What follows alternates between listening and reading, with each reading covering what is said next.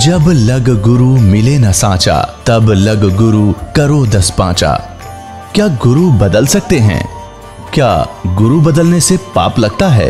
अध्यात्म के इस मैदान में आखिर सही गुरु कौन है? गीता जी में वर्णित तत्वदर्शी संत कौन है? इन सभी प्रश्नों के उत्तर जानने के लिए अवश्य सुनिए जगत गुरु तत्वदर्शी संत रामपाल जी महाराज के मंगल प्रवचन। सतगुरुदेव की जय। बंदी छोड़ कबीर परमेश्वर जी की जय। बंदी छोड़ गरीबदास जी महाराज जी की जय। स्वामी रामदेवानंद जी गुरु महाराज जी की जय हो।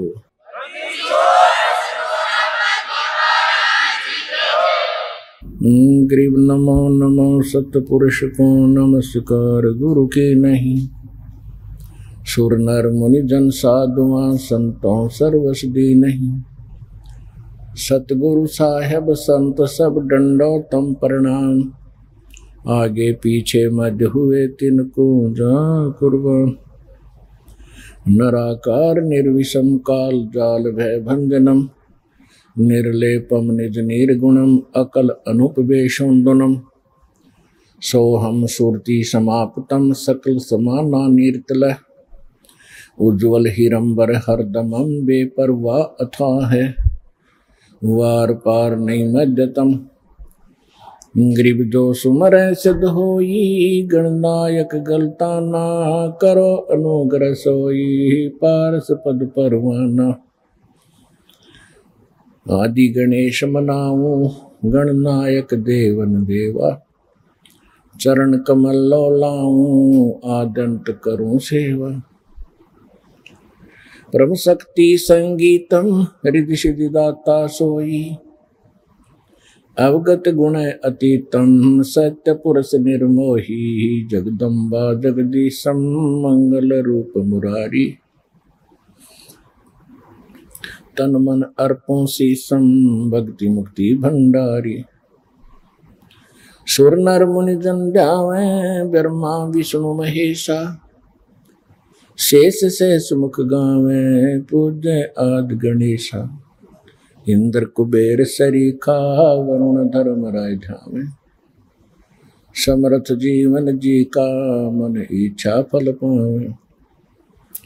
33 कोटि अधारा ध्यावे शेष 88। उतरे बहु जल पारा कट है यम की फांसी। 33 कोटि अधारा ध्यावे शेष 88। उतरे बहु जल पारा कट है यम की फांसी। कर जोरों विनती करूं धरूं चरण पर शीश। गुरु जी राम देवानंद जी महाराज ने दियो नाम बख्शीश।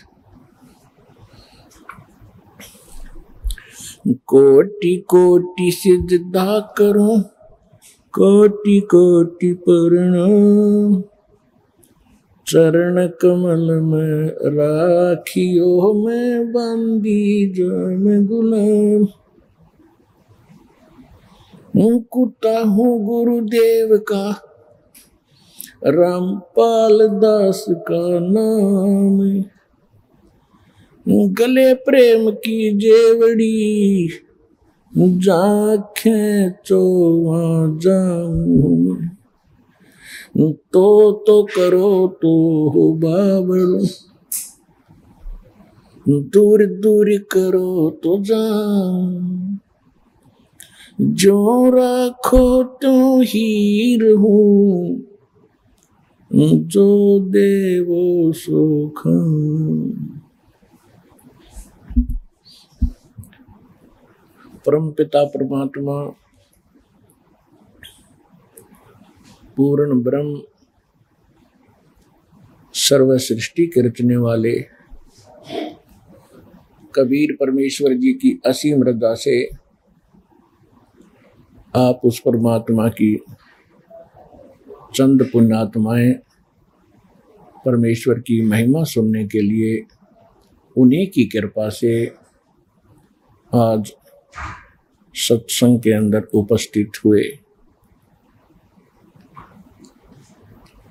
धन्य है आपके पूर्व जन्म के शुभ संस्कार, जिनके परिणाम स्वरूप आप सत्संग में विराजमान हुए।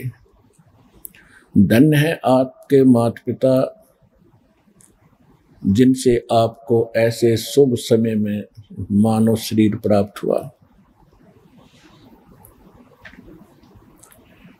अब सत्संग के अंदर आने से प्राणी को ज्ञान होता है कि मानव शरीर किस लिए प्राप्त हुआ था। क्योंकि जब ये बालक रूप में आत्मा संसार के अंदर माँ के गर्भ से आता है, उस समय इस काल भगवान की व्यवस्था से त्रिगुणमयी माया के प्रभाव से रजगुण ब्रह्मा जी, सतगुण विष्णु जी, तमगुण शिव जी, ये मिलकर के एक त्रिगुणमयी माया कहलाती है। इसके कुप्रभाव से हम अचेत हो जाते हैं। हम अपने पूर्व जन्म की सब बातें भूल जाते हैं। फिर हम जिस भी समाज में जन्म लेते हैं, जिस भी धर्म में हम जन्म लेते हैं, जिस भी कंट्री में, देश में या प्रदेश में हम जन्म लेते हैं, हम फिर उन्हीं परंपराओं से रंग दिए जाते हैं नए सिरे से।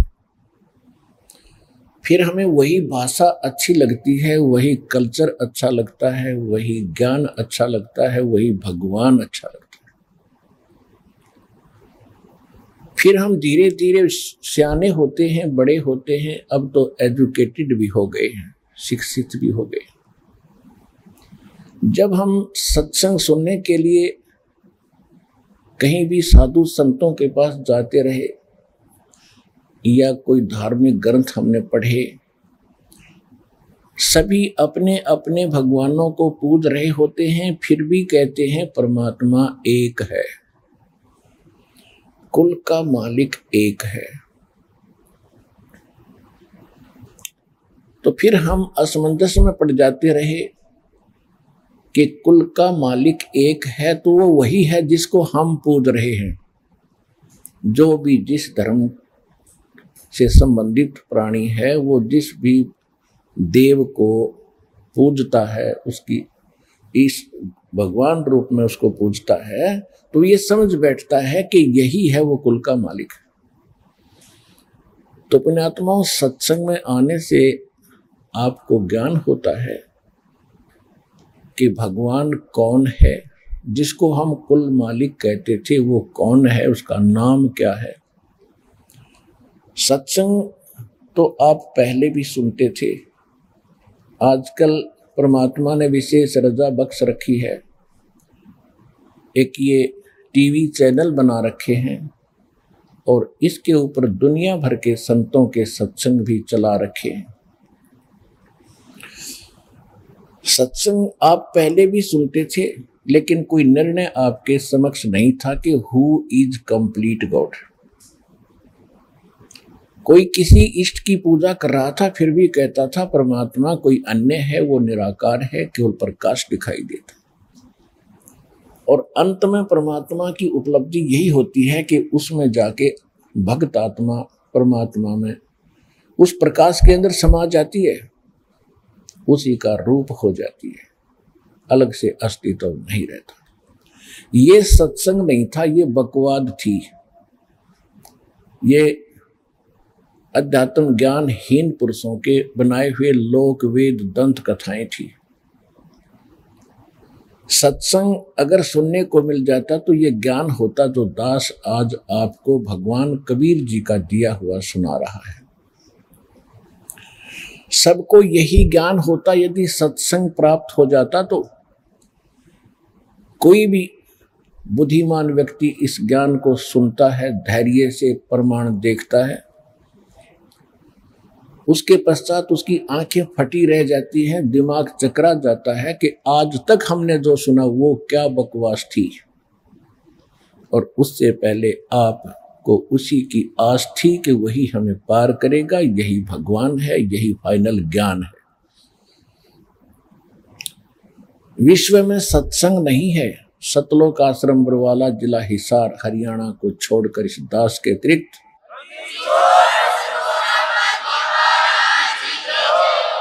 पूरे विश्व में कोई सत्संग करने वाला नहीं है।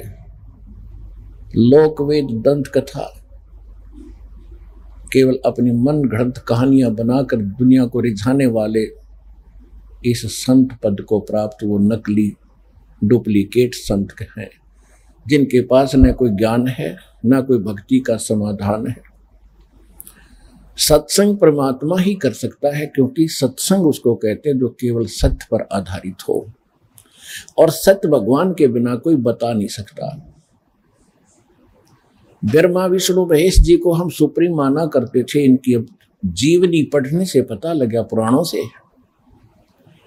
कि ये जन्म मृत्यु के अंदर हैं, इनकी जन्म मृत्यु होती है। ये सुप्रीम गॉड नहीं है, ये कंप्लीट गॉड नहीं है, पूर्ण परमात्मा नहीं है, सबके सृजनहार नहीं है। इनके भी माता पिता है, और जो ज्ञान हमें प्राप्त था पुराणों का वो ब्रह्मा जी का दिया हुआ था। तो ब्रह्मा जी भी जन्म मृत्यु के अंदर हैं, और पुराण के अंदर देवी पुराण में 3रे स्कंद में, जिसमें नारद जी से व्यास जी ने पूछा कि हे मुनि जी, आप तो ब्रह्मा जी के पुत्र हैं और ब्रह्मा जी पूर्ण विद्वान हैं, आप कृपा मुझे सृष्टि की उत्पत्ति की जानकारी दीजिए, और इस सृष्टि में कौन पूज्य देव है वो बताइए। नारद जी ने कहा, व्यास जी, मैं आपको वो ज्ञान सुनाना चाहता हूं जो मैंने अपने पिता ब्रह्मा जी से पूछा था। ब्रह्मा जी को ये सभी आज तक हिंदू धर्म के जो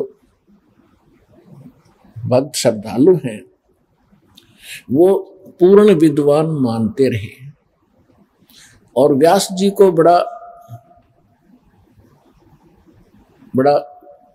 अच्छा लगा कि आज मुझे उसके पुत्र के मुख से आज सच्चाई जानने को मिलेगी, क्योंकि पिता पुत्र तो रोजाना ही चर्चा करते रहते हैं। नारद जी ने कहा कि मैंने जो अपने पिता से प्रश्न किया था, जो आपने मुझसे किया है, यही प्रश्न मैंने किया था। उसने क्या जवाब दिया?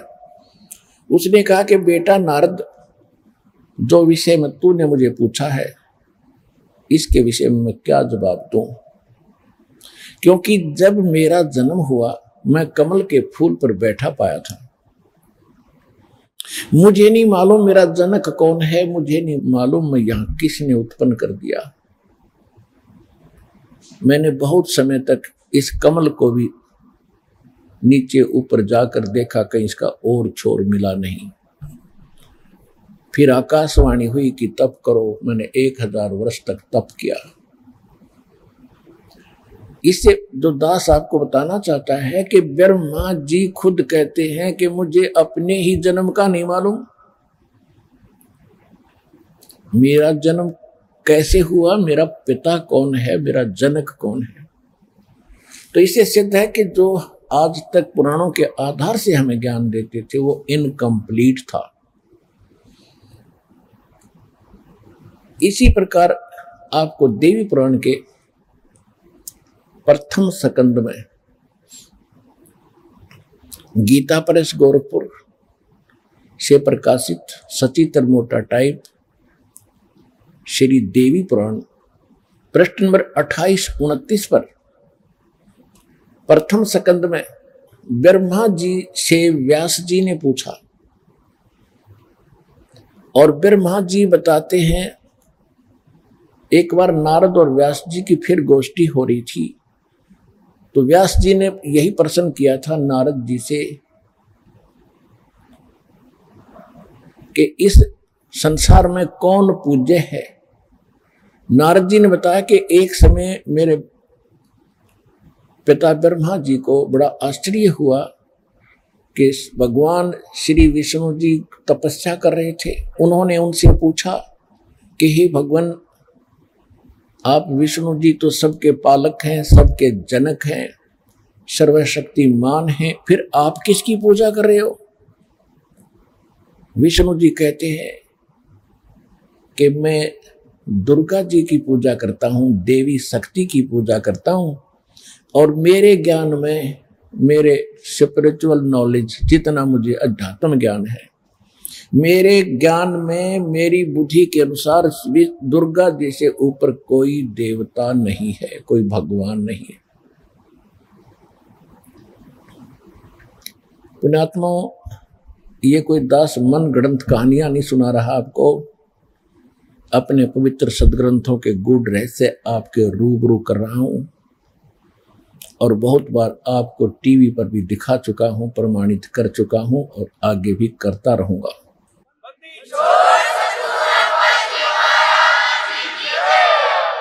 क्योंकि ये एक ऐसा स्कूल है, विद्यालय है, जिसमें प्रथम कक्षा के बच्चे भी आते हैं, जिन्होंने आज ही उपदेश दीक्षा ली है, प्रवेश पाया है।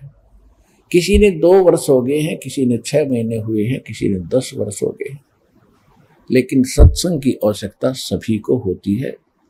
जैसे सुबह खाना खाते हैं, बूढ़े भी खाते हैं, जवान भी खाते हैं, बालक भी खाते हैं, और शाम को भी भूख लगती है तो वो स्वस्थ हैं। अन्यथा कोई रोगग्रस्त हो चुके हैं जो सुबह खाने के बाद शाम को भूख नहीं लगती। रोटी वही होती है, सब्जी में फेर बदल थोड़ा बहुत हो सकता है।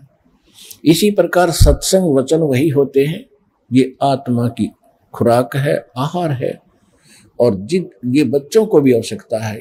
बच्चे मीन जिन्होंने आज जन्म लिया है, आज दीक्षा ली है, और जवान जो जिन सतनाम सार नाम मिल गया, और बूढ़े कौन, जिनको सार नाम प्राप्त हो चुका है, उनको अंतिम स्टेज पर पहुंच चुके हैं, और जवान जिनको सतनाम प्राप्त हो गया है। तो इन सभी को आखिरी सांस तक इस सत्संग की आवश्यकता होती है। तो कहने का भाव ये है दास का कि फिर विष्णु जी कहते मैं दुर्गा जी से ऊपर कोई भगवान के बारे में जानता ही नहीं, ये सुप्रीम पावर है, सबकी मालिक है, सबकी जनक है। देवी पुराण में ही 7वें स्कंद में, इसी गीता प्रेस गोरखपुर से प्रकाशित सचित्र मोटा टाइप देवी पुराण के 562 पृष्ठ पर 7वें स्कंद में हिमालय राजा को ज्ञान देते समय दुर्गा जी क्या कहती है? दुर्गा जी कहती है कि राजन, अब तुझे ब्रह्म की जानकारी देती हूं, यही सुप्रीम पावर है, यही सबका मालिक है, यही सबको पूज्य है, इसका ओम नाम है। ओम नाम का जाप करो, ओम नाम के जाप से आप ब्रह्म को प्राप्त कर जाओगे। वो ब्रह्म लोक में रहता है। अब इससे श्री दुर्गा जी के ज्ञान का भी आपको पता लग गया कि वो क्या ज्ञान बांट रही है मानव समाज को, और इससे आपको विष्णु जी के ज्ञान के सत्र का पता लग गया कि वो कहते हैं दुर्गा जी से ऊपर कोई भगवान नहीं। दुर्गा जी कहती मेरी पूजा भी त्याग के और उस एकमात्र उस ब्रह्म की पूजा करो, उसका ओम नाम है। ओम नाम के जाप से उसको पा जाओगे, ब्रह्म लोक में रहता है। श्रीमद् भगवत गीता देखो, सदग्रंथ सभी अच्छे हैं। जैसे प्राइमरी यानी 5वीं कक्षा तक के भी किताबें जो बुक हैं, जो कायदे हैं, ABCD के जो बुक हैं, वो भी बुक है। और फिर 10वीं तक की जो किताबें हैं वो भी बुक है, वो भी सिलेबस है। उसके आगे फिर और जो अन्य सिलेबस है, ऊपर की पढ़ाई भिन्न हो जाती है, लेकिन उनका सहयोग साथ रहता। जो ABC हमने सीखी है, जो क ख हमने सीखे हैं, इसी प्रकार जो पुराण है, ये जो सिलेबस है, ये 5वीं कक्षा तक का समझो। और वेद जो है आगे जो वेद है वो समझो मैट्रिक 10वीं तक का सिलेबस है। उसके बाद फिर सूक्ष्म वेद है जो गॉड गिवन है, परमात्मा ने स्वयं अपने मुख कमल से यहाँ आकर बोला है, वो सत्संग है। उसको तत्व ज्ञान कहते हैं, उसको सूक्ष्म वेद कहते हैं, उसको सत्य ज्ञान कहते हैं, उसको सत्संग कहते हैं। उसके अंदर जो है वो कंप्लीट पढ़ाई है। उसके अंदर एक खासियत और है कि उसमें यही सभी 18 पुराण जितने भी उपनिषद उस समय तक बन चुके थे, जिस समय परमात्मा ने आके सूक्ष्म वेद को पुनः हमें बताया। सन 1398 के बाद 5 वर्ष की आयु में परमात्मा ने, यानी सन 1405 में वो अपने 5 वर्ष की आयु में ये ज्ञान सुनाना शुरू कर दिया था। कौन से भगवान ने? अनंत कोट ब्रह्मांड का एक रति नहीं भारे, सतगुरु पुरुष कबीर हैं ये कुल के सिरजनहारे। वो कौन कबीर? गरीबदास साहिब जी को परमात्मा मिले थे, सचखंड लेकर गए थे, सतलोक फिर वापस छोड़ा था। सभी ज्ञान से सभी ऊपर के लोगों से परिचित करा के फिर उन्होंने उस प्यारी आत्मा को शरीर में छोड़ा था। तब क्या कहा था? हम सुल्तानी नानक तारे दादू को उपदेश दिया, जात जुलाहा भेद न पाया वो काशी माहे कबीर हुआ। उस परमात्मा ने, काशी वाले धानक ने, उस जुलाहे भगवान ने जो ज्ञान दिया उसमें एक विशेषता है कि उसमें सभी 18 पुराण, 11 उपनिषद, महाभारत, 4 वेद, श्रीमद् भगवद गीता, कुरान और बाइबल, इन सभी का ज्ञान उसके अंदर समावेश है। और भक्ति परमात्मा पाने का कंप्लीट कोर्स है उसके अंदर। पुराणों में इनकम्प्लीट, वेदों में भी इनकम्प्लीट, श्रीमद् भगवद गीता में भी इनकम्प्लीट, क्योंकि ये कंप्लीट स्पिरिचुअल नॉलेज नहीं है, ये पूर्ण अध्यात्म ज्ञान युक्त नहीं है। प्रमाण के लिए श्रीमद् भगवद गीता अध्याय नंबर 4 के श्लोक नंबर 32 और 34 में स्पष्ट कर दिया है। ये गीता ज्ञान दे कौन रहा है? ये ब्रह्म दे रहा है, ब्रह्म। इसमें स्पष्ट कर दिया है कि परमात्मा स्वयं अपने मुख कमल से आकर, वो पूर्ण परमात्मा, सारी सृष्टि का रचनहार सच्चिदानंद घन ब्रह्म, अपने मुख कमल से जो यहां प्रकट होकर ज्ञान बोलता है, वो सच्चिदानंद घन ब्रह्म की वाणी होती है। उसको तत्व ज्ञान सूक्ष्म वेद कहते हैं। वो सत्संग रियल है, सत्य है, अन्य झूठे सत्संग है उसके अतिरिक्त। और उसके अंदर यज्ञों यानी धार्मिक अनुष्ठानों की जानकारी विस्तार के साथ बताई गई है। गीता ज्ञानदाता कहता है कि अर्जुन, उस ज्ञान को तू, चौथे अध्याय के 34वें श्लोक में जो भगवान स्वयं बताता, जिसमें कंप्लीट कोर्स है, जिसमें संपूर्ण अध्यात्म ज्ञान है, उस ज्ञान को तू तत्वदर्शी संतों के पास जाकर समझ। उनको दंडवत प्रणाम करने से, कपट छोड़कर निष्कपट भाव से प्रसन्न करने से, वो तत्वदर्शी संत तुझे परमात्म तत्व का ज्ञान कराएंगे, यानी तत्व ज्ञान का उपदेश करेंगे। इसे सिद्ध हो गया कि गीता का ज्ञान कंप्लीट नहीं है। और गीता 4 वेदों का, ऋग्वेद, यजुर्वेद, सामवेद, अथर्ववेद और ये 4 वेदों का वो निष्कर्ष है। यजुर्वेद अध्याय नंबर 40 के श्लोक नंबर 10 में स्पष्ट किया है कि कोई तो परमात्मा को संभवात कहता, संभवात माने जन्म लेता है, श्री राम और कृष्ण रूप में अवतार, जैसा ये मानते। और कुछ कहते हैं कि वो असंभवात है, वो जन्म लेने वाला है ही नहीं, अजन्मा है, और वो निराकार है, वो जन्म नहीं लेता। वो कैसा है? परमात्मा साकार है या निराकार है, जन्म लेता है या नहीं लेता है, उसकी जानकारी वो तत्वदर्शी संत बताते हैं, उनसे सुनो। तो इससे सिद्ध हो गया कि ये कंप्लीट नहीं है, संपूर्ण ज्ञान नहीं है हमारे श्रीमद् भगवत गीता और वेदों में। तो इससे सिद्ध हो गया कि ये कंप्लीट ज्ञान नहीं है। तो कंप्लीट यानी संपूर्ण ज्ञान वो परमात्मा स्वयं बताते हैं। अब आपको बताते हैं कि जैसे दुर्गा जी ने कंप्लीट ज्ञान अपना बता दिया, जो जितना वो जानती हैं कि ब्रह्म से ऊपर और कोई भगवान नहीं, कोई शक्ति नहीं, उसका ओम नाम है और उसका जाप करो। ओम के जाप से ब्रह्म की प्राप्ति होगी, ब्रह्म रहता ब्रह्मलोक में। अब श्रीमद् भगवत गीता चारों वेदों का निष्कर्ष है और कलयुग के अंदर इसको समझने, चारों वेदों को समझने का एक आसान तरीका बनाया गया।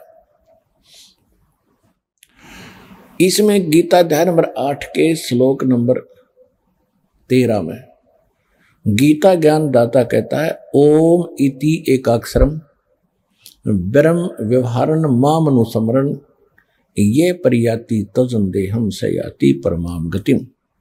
मुझ ब्रह्म का एक ओम मंत्र है और कुछ नहीं, इति बस।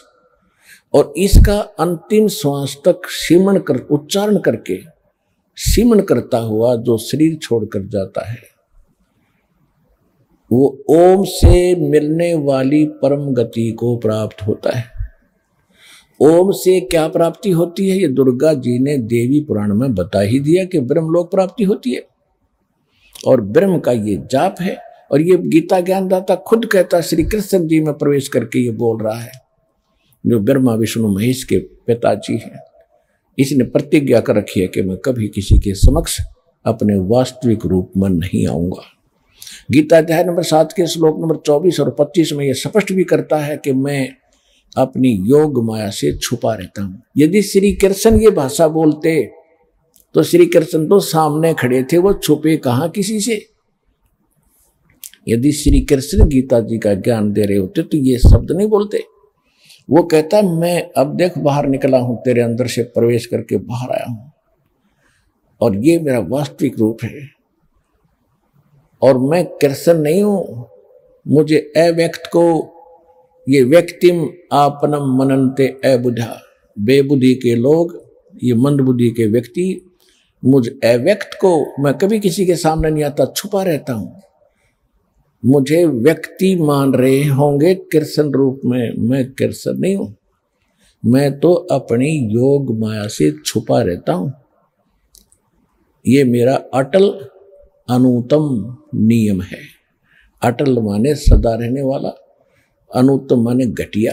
क्योंकि जब एक सारी सृष्टि का यहाँ का मालिक माना जाता है, ब्रह्मा विष्णु महेश का पिता है, वो पिता आज पुत्रों को भी ज्ञान नहीं, मेरा पिता कौन है, कैसा है, तो वो व्यक्ति कैसा हो सकता जो अपने बच्चों से भी छुप कर रह रहा है। उसमें कोई दोष है, वो कोई निकम्मा आदमी है।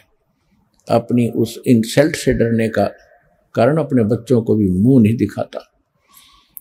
वो मुंह दिखाने लायक नहीं रहा वो व्यक्ति जो ऐसे बोलता है। तो इसने ऐसी ही गलती कर रखी है और ऐसी कर ही रहा है। ये 1 लाख रोज मानव शरीरधारियों जीवों को खाता है। यह हाहाकार मचती है, किसी का बेटा मर गया, किसी की बेटी मर गई, किसी का पति मर गया, किसी की पत्नी मर गई, किसी की माँ, किसी का बाप। तो ऐसा व्यक्ति सामने कैसे आएगा? तो ये खुद कहता है, मैं अपनी योग माया से छुपा रहता हूं, ये मेरी अटल प्रतिज्ञा है। तो इससे सिद्ध हो गया कि ये गीता ज्ञानदाता श्री कृष्ण में प्रवेश करके बोल रहा है कि मुझ ब्रह्म का ओम इति एकाक्षरम ब्रह्म व्यवहारन माम अनुस्मरण। ब्रह्म माम यानी माम ब्रह्म, मुझ ब्रह्म का एक ओम मंत्र है और इसका सिमरण करता हुआ, उच्चारण करके सिमरण करता हुआ, और जो शरीर छोड़कर जाता है अंतिम सांस तक इसका सिमरण करता, तो ब्रह्म, इस ओम से मिलने वाली जो ब्रह्म गति है उसको प्राप्त होता है। ओम से कौन सी गति प्राप्त होती है आपको बता ही दिया, ब्रह्मलोक प्राप्ति होती है। अब श्रीमद् भगवत गीता अध्याय नंबर 8 के श्लोक नंबर 16 में यह भी स्पष्ट कर दिया है कि ब्रह्मलोक में गए हुए प्राणी भी पुनरावृत्ति के अंदर हैं अर्जुन।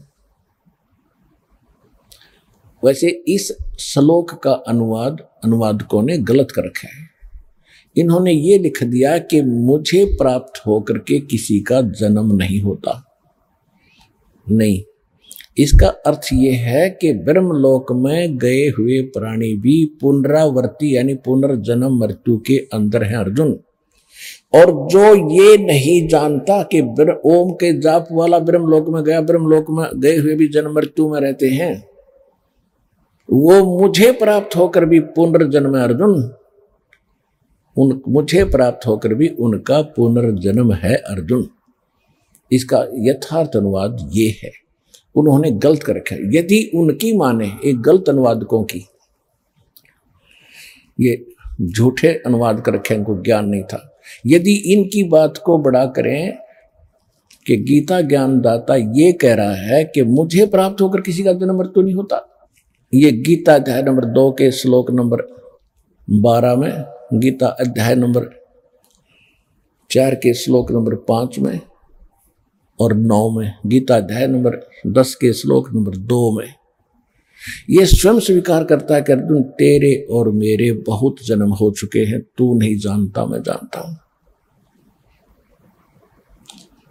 हम पहले भी जन्मे थे, आगे भी जन्मेंगे, केवल वर्तमान में ही नहीं है।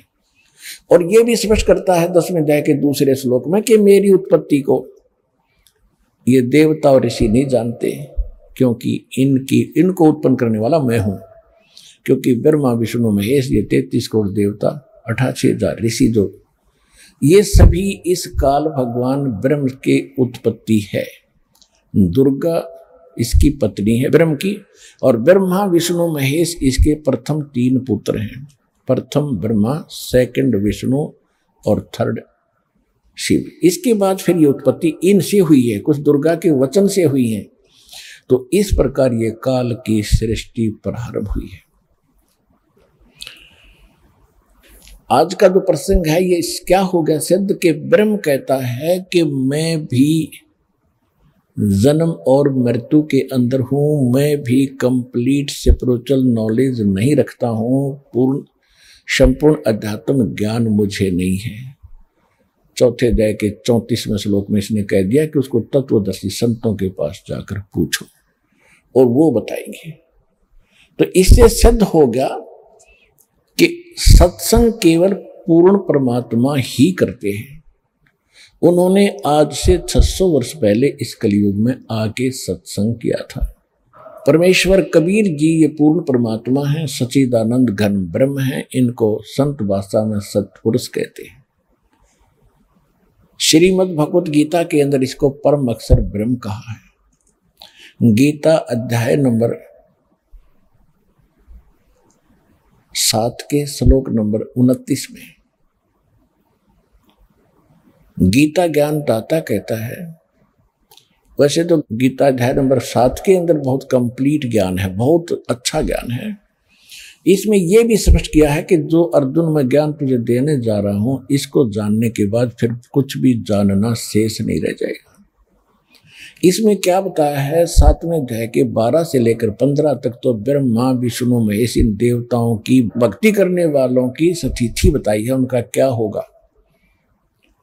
इसमें स्पष्ट किया है कि रजगुण ब्रह्मा, सतगुण विष्णु, तमगुण शिव जी, इन तीनों के द्वारा जो भी हो रहा है उसका निमित्त कारण मैं हूं, मेन कारण।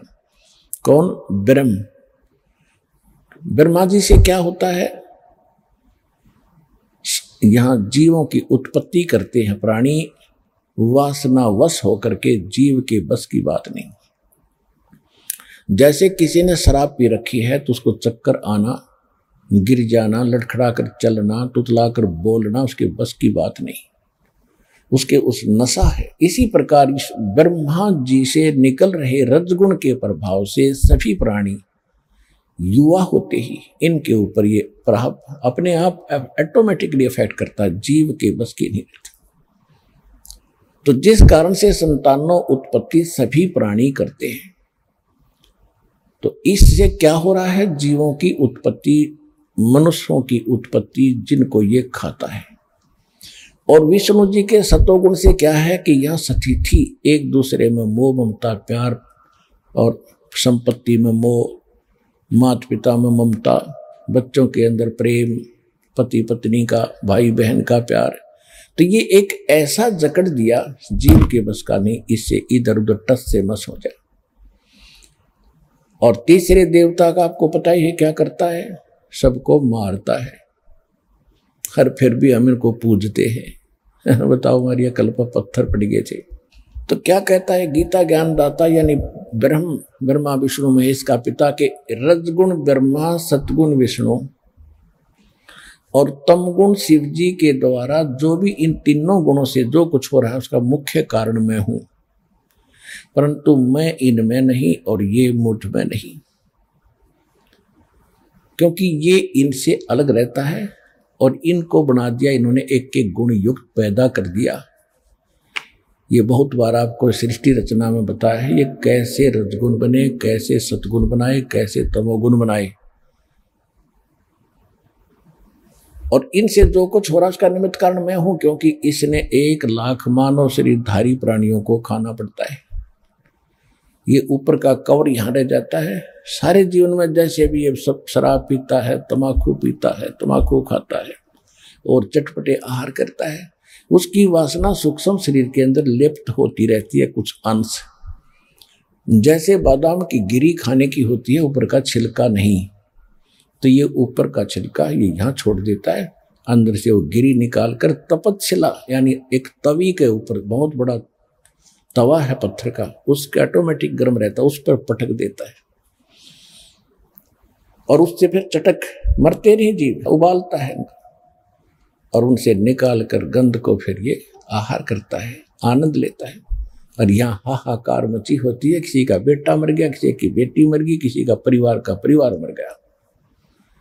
हम ऐसे कसाई के लोक में रह रहे हैं, परमात्मा ने आकर हमें बताया है। अब जो प्रसंग चल रहा है उसी पर आते हैं। अब तीनों गुणों के द्वारा जो हो रहा है ये ब्रह्मा विष्णु महेश के द्वारा ये हो रहा, जो इन्हीं ब्रह्मा विष्णु महेश तीनों गुणों के पुजारी हैं, ब्रह्मा विष्णु महेश के, वो राक्षस स्वभाव को धारण किए हुए मनुष्यों में नीच दूषित कर्म करने वाले मूर्ख, ये ब्रह्म कहता ये मेरी भक्ति भी ना करते, यानी ब्रह्म की साधना भी नहीं करते, ये तो आन उपासना तक ही सीमित है। ये है गीता अध्याय नंबर 7 के श्लोक नंबर 1 से लेकर 15 तक का निष्कर्ष। वैसे तो 12 से 15 का है, लेकिन 1 से 2, 3, 4 में इसने सब स्पष्ट बता दिया है कि अब जो मैं ज्ञान तुझे आज दे रहा हूं 7वें अध्याय में, इसको जानने के बाद फिर कुछ भी जानना शेष नहीं रहेगा अर्जुन। इसमें यह भी स्पष्ट कर दिया कि बलवानों का बल और बुद्धिमानों की बुद्धि मैं ही हूं। 7वें अध्याय के 6, 7, 8, 9 श्लोक में जब चाहे इनका रिमोट ऑन कर देता हूं, जब चाहे इनकी बुद्धि बंद कर देता हूं। जैसे उदाहरण के लिए जब सीता जी का अपहरण कर लिया रावण ने, रामचंद्र जी को पता नहीं मेरी पत्नी ने कौन उठा ले गया, और त्रिलोकी नाथ को आवे। उधर से जब पार्वती जी ने देखा आसमान से शिव जी के साथ बैठे कि हे भगवान ये आदमी क्यों रो रहा, डकरा डकरा के वृक्षों से लिपट लिपट के, तो श्री शंकर भगवान ने कहा कि इंसान नहीं है, ये विष्णु भगवान के हैं स्वयं, इनकी पत्नी गुम हो गई है इसलिए रो रहे हैं, सीता गुम हो गई है। तो पार्वती को शंका हुई कि भगवान और रोए क्यों, तो पार्वती जी ने कहा कि मैं परीक्षा लूंगी, सीता रूप धारूंगी, इसके सामने जाऊंगी, अगर मुझे पहचान लेंगे कि मैं पार्वती हूं सीता नहीं हूं तो मैं भगवान मान लूंगी, आपकी बात को मैं सत्य मानूंगी। तो भगवान शिव ने कहा कि ऐसी गलती मत कर देना, यदि तूने सीता रूप बना लिया तो मेरे लिए पत्नी रूप में स्वीकार्य नहीं रहेगी, क्योंकि वो मेरे बड़े भाई की पत्नी है और बड़े भाई की पत्नी मां के तुल्य होती है, तो मेरी मां बन जाएगी। उस समय तो पार्वती जी ने कहा कि ठीक है जी मैं ऐसा नहीं करूंगी। जब भी आंख में चौनी देकर भगवान शिव जी इधर उधर गए, सीता रूप बनाया, श्री राम के सामने खड़ी होगी। अब वहां काल ने उस अपने पुत्र विष्णु की बुद्धि ऑन कर दी राम की, और कहा कि हे दक्ष की बेटी माया, आप यहां किस लिए आई? भगवान शिव कहाँ रह गए, कहाँ छोड़े आई? तो बड़ी शर्मिंदा हुई पार्वती जी और कहा सचमुच भगवान शंकर आपको ठीक ही प्रणाम कर रहे थे, क्योंकि भगवान शिव ने जब ऊपर से प्रणाम किया तो पार्वती देख रही थी कि ये, क्योंकि पार्वती जी तो उसी को भगवान मान रही थी।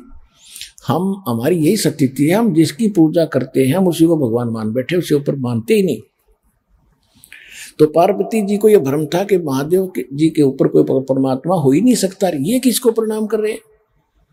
इस शंका का उसने समाधान करने के लिए ये ड्रामा कराया था। तो श्री रामचंद्र जी ने जब तो पहचान लिया कि तुम तो दक्ष की बेटी हो, भगवान शिव को कहां छोड़ आई। अपनी पत्नी का पता नहीं उसने कौन उठा ले गया, उसको खोजते पर रहे जैसे किसी की गाय गुम हो जाया करे, कोई तो पूर्व में गया खोजने, कोई पश्चिम में, हनुमान जी को पता लग गया तो संदेशा ले आई, जब आप सीता पाई। तो इससे सिद्ध हो गया कि कहता कि बुद्धिमानों की बुद्धि मेरे हाथ में है, मेरे कंट्रोल में है, जब चाहे इनको ऑफ कर दूं, जब चाहे ऑन कर दूं। और जिस समय महाभारत का युद्ध इसने करवाया, अर्जुन मना करता था मैं लड़ूंगा नहीं, भीख मांग कर खा लूंगा, भगवान ये पाप नहीं करना चाहते, ऐसे राज के आग लगे। लेकिन उस समय काल श्री कृष्ण में प्रवेश करके उसको इतना डरा धमका दिया, सब भयंकर रूप दिखा दिया, ज्ञान का बहाना करके इधर उधर की अटपट करके उसने नाश करवा ही दिया। और उसमें अर्जुन के अंदर प्रवेश करके उसने ना जाने कितने मार डाले, उसमें ताकत दे दी। और जिसमें श्री कृष्ण जी का पूरा कुल नाश हो गया था, दुर्वासा जी के श्राप से 56 करोड़ यादव आपस में कट कर मर गए थे, कोई शेष नहीं बचा था। श्री कृष्ण जी भी को एक शिकारी ने विषाक्त तीर से मार दिया था। उसमें अर्जुन वहां की औरतों को लेकर इंद्रप्रस्थ आ रहा था। उसके पास वही धनुष था जिसको महाभारत में प्रयोग किया करता था, एक का मारा था 20 में से निकल जाता था, वही धनुष उसके पास था। जंगली लोगों ने आके उनको घेर लिया, अर्जुन को पीटा, बहुत सी औरतों को उठा ले गए, उनके गहने तोड़ ले गए, और वो योद्धा अर्जुन खड़ा खड़ा कांप रहा है, धनुष उठाने की चेष्टा करता, धनुष नहीं उठ रहा है। तो बाद में रोता है कि इस कृष्ण जी ने हमारे साथ धोखा ही धोखा किया।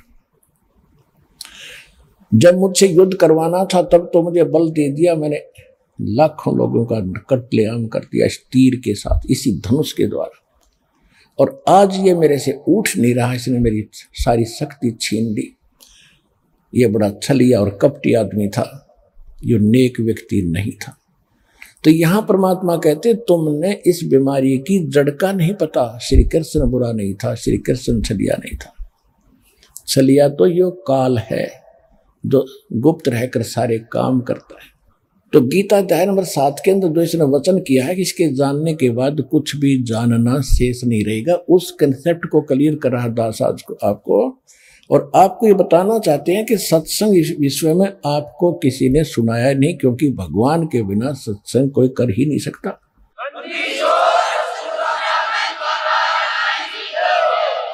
और भगवान 600 वर्ष पहले सत्संग करके गए थे और वो लिपिबद्ध हो गया था, वो सूक्ष्म वेद सच्चिदानंद घन ब्रह्म की वाणी, कबीर वाणी। और उस ज्ञान को आज अपने दास को बुद्धि दी है, जो दास समझ सके उस भगवान के गूढ़ रहस्यों को दिए हुए उसके ज्ञान को।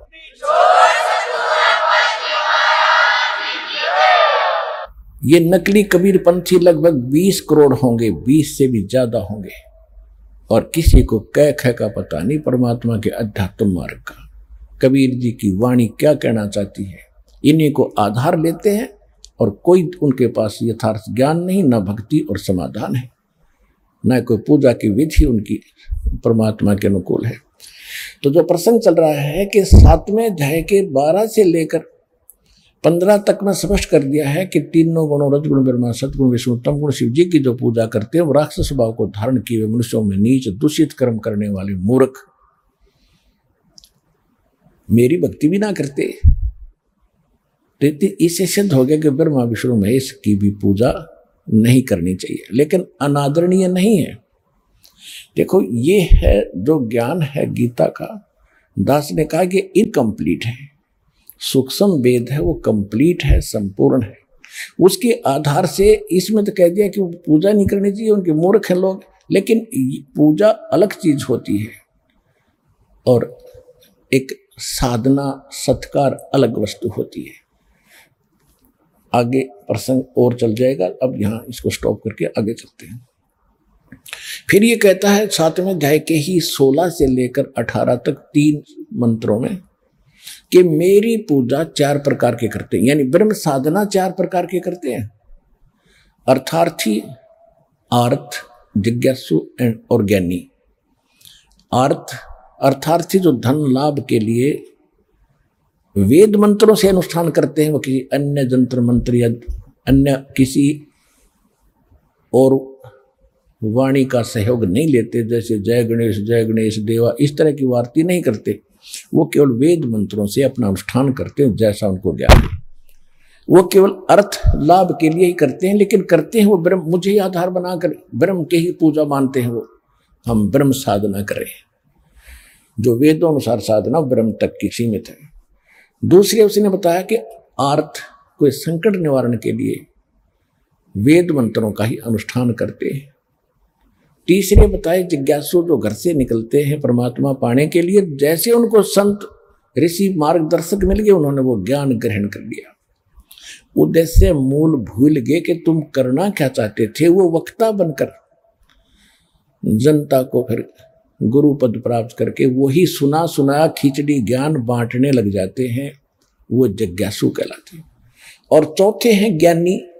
ज्ञानी वो बताए हैं जिनको पता चला कि मनुष्य जीवन बार बार नहीं मिलेगा, मानुष जन्म दुर्लभ है ये मिलन बारंबार, जैसे तरवर से पुत्ता टूट गिरे वो बोर न लगता डारे, मानुष जन्म पाए कर जो नहीं रटे हरि नामे, जैसे कुआ जल बिना फिर बनवाया क्या काम।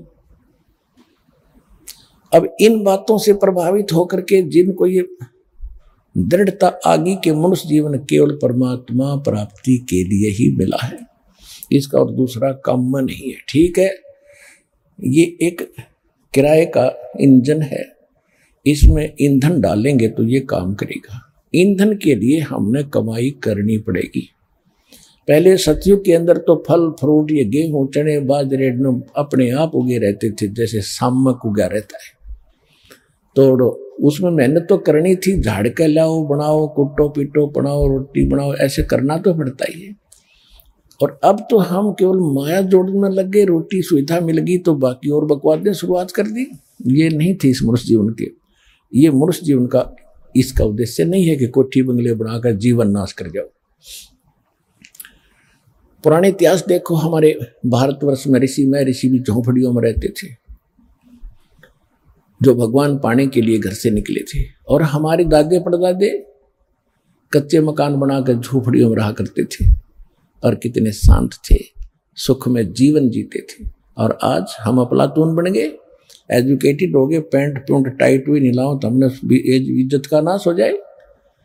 और चैन नहीं स्वप्न में भी, क्योंकि हम माया की आग में जल रहे हैं। और जहां माया है वहां शांति कभी नहीं हो सकती। इस माया के साथ हमने भगवान की एक विशेष भक्ति साथ करनी पड़ेगी, तब ये माया अपने इसका असर नहीं होगा आंच का, फिर ये हमारे अनुकूल चलेगी। अब जो प्रसंग है उसी पर आते, तो उनको ये ज्ञान हो जाता है कि मनुष्य जीवन केवल परमात्मा प्राप्ति के लिए ही बना है। और भक्ति किसकी करें? एक परमात्मा की भक्ति से मोक्ष होगा। इन देवी देवताओं की पूजा से कोई लाभ नहीं, इनको इष्ट रूप में पूजने से कोई लाभ नहीं। उन ज्ञानियों को ये पता चल जाता है, इसलिए वो आन उपासना अन्य देवताओं की पूजा नहीं करते अर्जुन। वो केवल मेरी भक्ति करते हैं, इसलिए वो मुझे अच्छे लगते हैं, उनको मैं अच्छा लगता हूं। अब 7वें अध्याय के 18वें श्लोक में गीता ज्ञानदाता कहता है कि अर्जुन, ये ज्ञानी आत्मा, इन ज्ञानी आत्माओं ने अपने आप निष्कर्ष निकाल लिया वेदों को पढ़कर, क्योंकि इनको वेद समझ में आए नहीं, इनकी बुद्धि पर पत्थर पड़ गए। जो 40वें अध्याय के 10वें श्लोक में लिखा मंत्र में कि परमात्मा की विशेष जानकारी तो तत्वदर्शी संत बताते हैं, उनसे पूछो। और वेद में शाम वेद के 822 नंबर मंत्र में यह भी स्पष्ट किया हुआ है कि वो 3 मंत्र के जाप से भगवान की प्राप्ति होती है, और उसको तत्वदर्शी संत बताते हैं। यजुर्वेद अध्याय 40 के मंत्र 10 में स्पष्ट कर दिया। यजुर्वेद अध्याय नंबर 40 के मंत्र 15 में लिखा कि वायु अनिलम अथिदम वायु अनिलम अमृतम भस्मांतम शरीरम ओम कर्तु समर किल्बे समर और कर्तुम समर।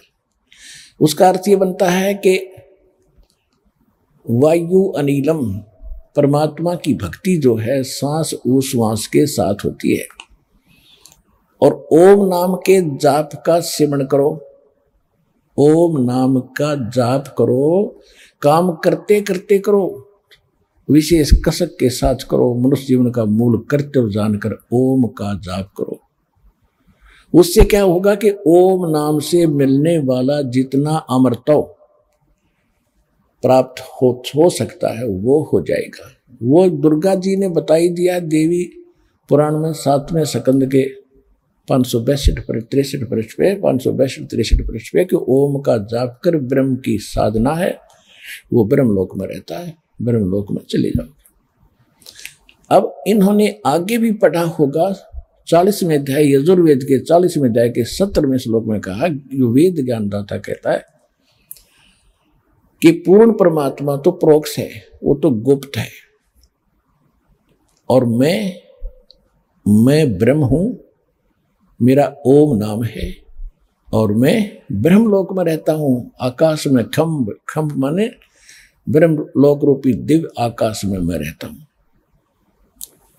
अब इन्होंने इस ओम नाम को परमात्मा का मूल मंत्र मान लिया और ब्रह्म को सुप्रीम पावर पूर्ण परमात्मा मान लिया अज्ञानता से।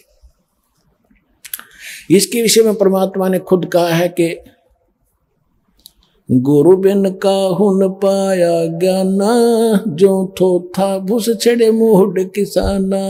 गुरु बिन वेद पढ़े जो प्राणी, समझन सार रहे अज्ञानी ही। इसी श्री देवी पुराण के अंदर सचित्र मोटा टाइप गीता प्रेस गोरखपुर से प्रकाशित 414 पृष्ठ पे व्यास जी बता रहे हैं कि राजन जन्मेजय को कि राजन सतयुग में ब्राह्मण वेद के पूरे विद्वान होते थे और वो दुर्गा की पूजा करते थे। खाक विद्वान थे वो वेद के, सतयुग के ब्राह्मण, और दुर्गा की पूजा करते थे। और दुर्गा कहती है ब्रह्म की पूजा करो, वो वहां तक भी बुद्धि ना छीन की। ये सारे माया जोड़ू थे, सिद्धि शादी प्राप्त करके प्रभु पाक गए, फिर गधे बन के घूमा यहीं पर। जो प्रसंग चल रहा है कि वो इन्होंने ओम नाम को फाइनल मान लिया। और फिर ये हठ योग कहीं है नहीं किसी भी अपने प्रमाणित ग्रंथ के अंदर। जो तपस्या करते हैं ब्रह्मा जी, विष्णु जी, शिव जी को आप देखते हो, पुराणों में प्रमाण है कि 12,000 वर्ष तक विष्णु जी ने तप किया। श्री कृष्ण जी ने भी सैकड़ों वर्ष घोर तप किया पुत्र प्राप्ति के लिए। और किसी भी वेद या गीता में हठ योग का प्रावधान नहीं है, और ना सूक्ष्म वेद में। तो ये हठ योग कहां से आया? जब ब्रह्मा जी कमल के फूल पर बैठा था, खुद बता रहा है कि मुझे आकाशवाणी हुई तप करो तप करो। जब तक तो ब्रह्मा जी को वेद भी ना मिले थे, इसने तप किया।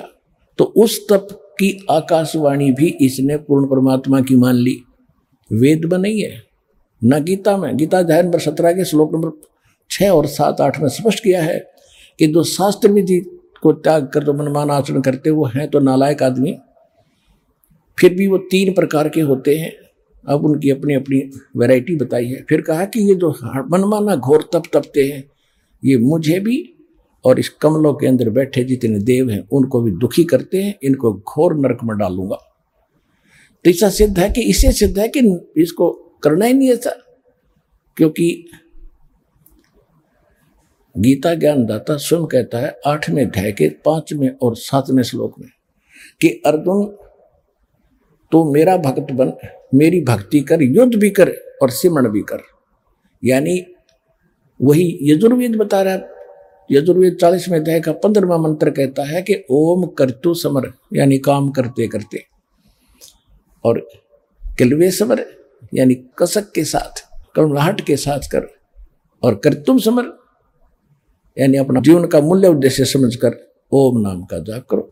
तो इसमें हठ योग नहीं है, ऐसे सूक्ष्म वेद में है, नाम उठत नाम बैठत नाम सोवत जागवे, नाम खाते नाम पीते नाम से ती लागवे।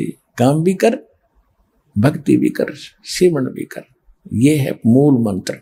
इसे हटकर जो अपने आप इन्होंने हठ योग शुरू कर दिया, ये लोकवेद और काल की ये गलत प्रेरणा है इनको। तो इन्होंने उस काल की आकाशवाणी के तप करो को भी वेद वाक्य मान लिया, और बाद में ब्रह्मा जी को वेद प्राप्त हुए, उनसे ओम मंत्र ले लिया, ओम मंत्र को पूर्ण परमात्मा का मान लिया। तो 7वें अध्याय के 18वें श्लोक में अब गीता ज्ञानदाता ब्रह्म कहता है कि ओम नाम का ये ज्ञानी आत्मा है तो श्रेष्ठ उद्धार है, क्योंकि इन्होंने अपना जीवन भी न्यौछावर कर दिया परमात्मा के पाने के लिए। लेकिन इनको तत्वदर्शी संत ना मिलने से ये मेरे वाली अनुतम यानी ब्रह्म से मिलने वाली, ओम नाम से मिलने वाली जो परम गति है, ये अनुतम है, क्योंकि इसमें जन्म मृत्यु ना तेरी मिटे अर्जुन ना मेरी मिटे। और जब तक जन्म मृत्यु समाप्त नहीं होगी तो सुख कहाँ हुआ, परम शांति कैसी हुई।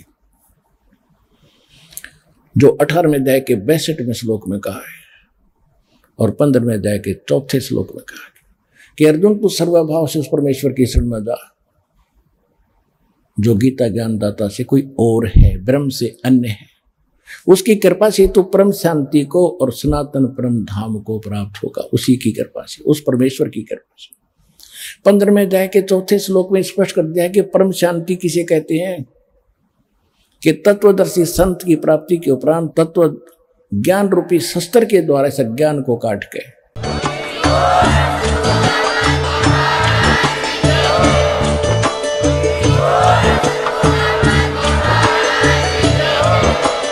आप सुन रहे थे जगत गुरु तत्वदर्शी संत रामपाल जी महाराज जी के मंगल प्रवचन। अधिक जानकारी के लिए विजिट कीजिए हमारी वेबसाइट www.jagatgururampalji.org। संत रामपाल जी महाराज जी के शुभ आशीर्वाद से पूरे विश्व भर में 500 से भी ज्यादा नाम दीक्षा केंद्र हैं, जिन पर संत रामपाल जी महाराज जी द्वारा ऑनलाइन निशुल्क नाम दीक्षा दी जा रही है। अपने नजदीकी नाम दीक्षा केंद्र का पता करने के लिए संपर्क करें 8222880541।